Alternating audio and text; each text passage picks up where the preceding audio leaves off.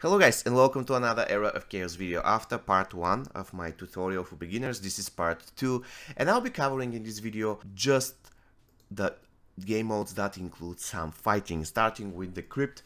Basically in the Crypt you're fighting against zombies. In the beginning of the game you need to use Gelu with some archers and the Magog. Magog is pretty cool, but what you have to remember is that after battle 92 or 93 you need to start using Dragon and clone certain units. Now if you take a look at the ranking, you see that majority of players are using the Ice Demon, who appears to be probably the best unit at the moment for this game mode. Unfortunately for me, I don't have the Ice Demon. Look at this, and actually also the Seer, they're using Seer. I don't have either of them, so unfortunately yeah, I have to go with what I have. In the beginning of the game, another unit that is very good for the Crypt, let me show you. Of course, this is the Lightning Storm or the Air Elemental, very useful unit in the beginning. So in general, once again, Gelu, the Magog is very good, the Lightning Storm is very good, also the Phoenix is good. In general, you need to have units that will deal a lot of AoE damage to the enemy. This is the name of the game when it comes to the Crypt. And once again, in the beginning, Gelu, after level 91 or 92, you have to switch immediately to Dragon. When it comes to Dwarven Treasury, here there are 3 heroes that are pretty good. The first one is Luna, the second one is Rashkra, third one is Fiur, or whatever he's called, the Fire Elemental hero, and there is only one unit that really excels here, and this is the Devil.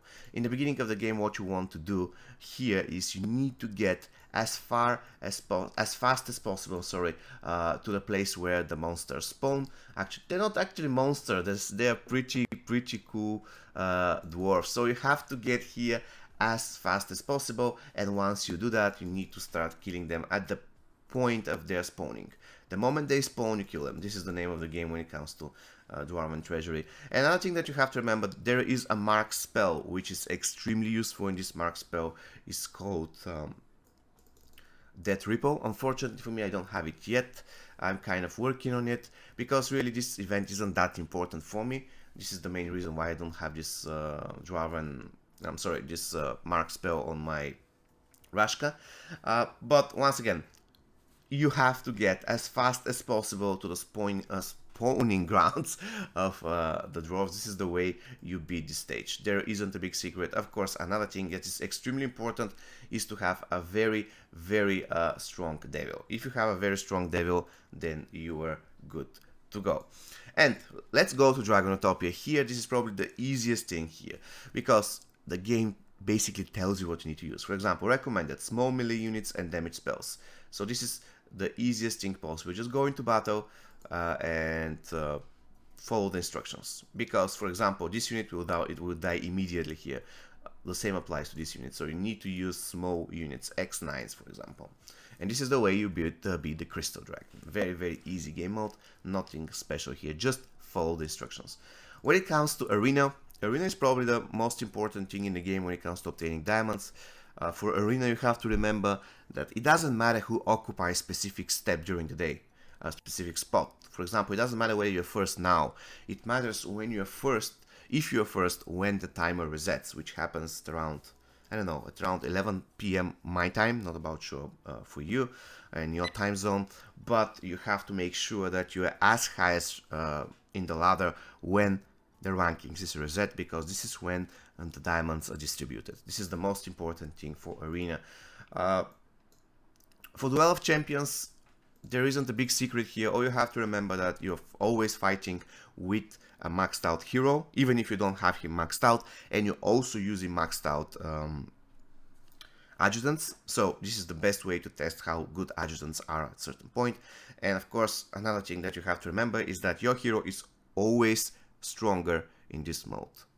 Always stronger, thanks to the fact that you're using maxed out adjutants. And another thing that I have to mention about Duel of Champions is that you need to be at least VIP 3 in order to be successful here. Because Duel of Champions, if you qualify in top 32, then you go to Battle of Gods. and there you can get a lot of good rewards. But in order to get there in the first place, you need to be a VIP 3, because this allows you to refresh the number of attempts in this mode 3 times, which you don't have if you're VIP 0, for example. This is important to remember.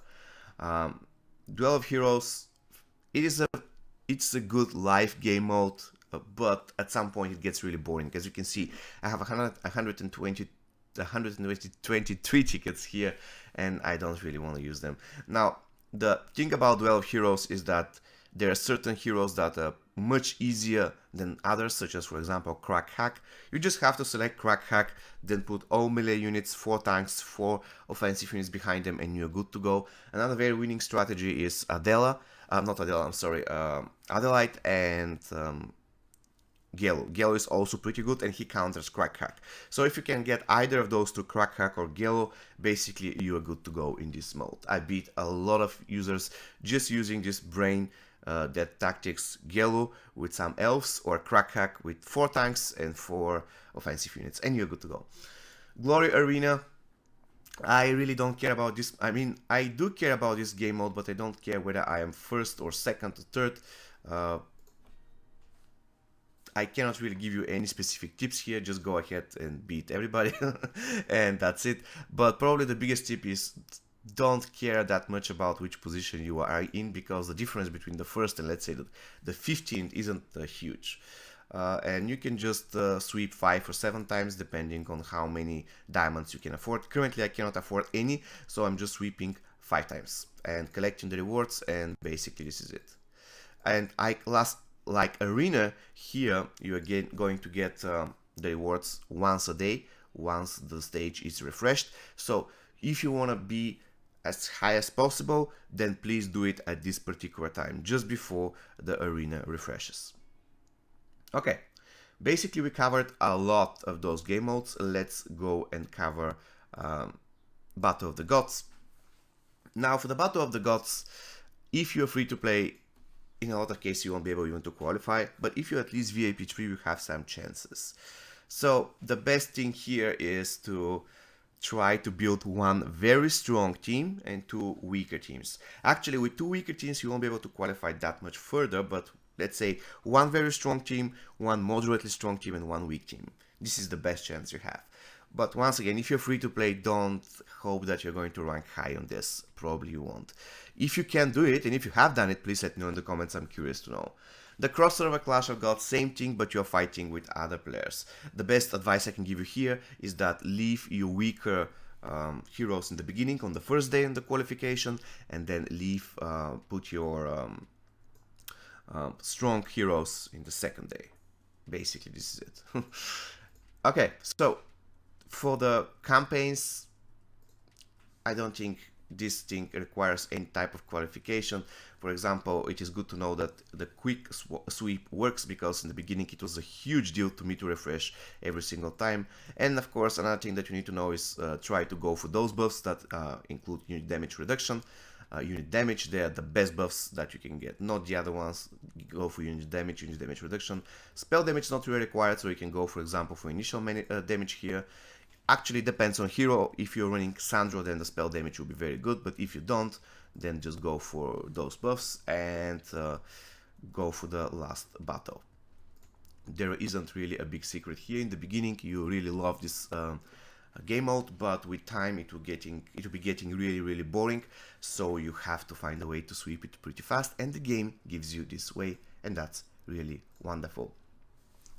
And when it comes to the Shipyard, I know that there is any fighting here. There isn't actually, there is one. In the Plunder, you have to remember that always you need to go for guys that can give you Dragon Steel, because it's much more important than the others. So always go to Dragon Steel and refresh until you get a pretty good fight that gives you Dragon Steel. For the Endless Inferno, again, there isn't a huge secret. You need to remember that during the ladder, I mean, you're going stage after stage after stage, you need to select buffs that gives you useful things, such as attack speed, such as damage reduction, such as unit damage, and so on and so forth. These are the good buffs. Go for them. Don't go for attack. And if there is no other option, then go for, let's say, hero defense or hero attack. But don't go for unit attack. once again, unit damage reduction and unit damage, the top two buffs that you want to go in order to go as high as possible. For Trial of Angels, guys, it is really difficult to tell you a specific place, a specific, let's say, strategy, because every single stage is difficult and different. So the best advice I can give you here is that if you want to be successful in Trial of Angels, you have to make sure that you're not just leveling one hero with 10 units, because if you do that, then you won't be successful here. You need to make sure that all units are usable. This means that they shouldn't be extremely strong, but they shouldn't be weak.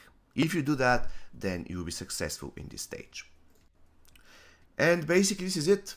I don't think that Conflux Plane requires any further explanation, because I have done videos on every single one of those stages. What you need to remember is that there is one hero that is useful almost everywhere, and this is Gelu. So Gelu or Gelu is the way to go for the Conflux Plane. If you want to have further details on this, you can check my videos on every single stage of those. And basically this is it, guys. I really hope you found this video useful. See you next time. Take care and stay safe.